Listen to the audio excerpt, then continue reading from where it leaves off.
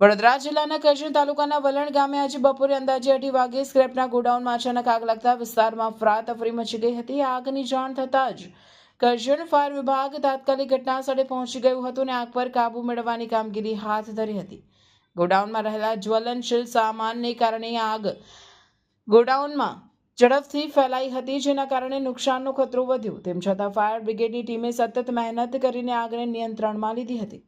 પ્રાથમિક માહિતી અનુસાર ઘટનામાં કોઈ જાનહાનિ નોંધાઈ નથી, પરંતુ સ્ક્રેપ સામાનને નુકસાન થયું હોવાનું સામે આવ્યું છે।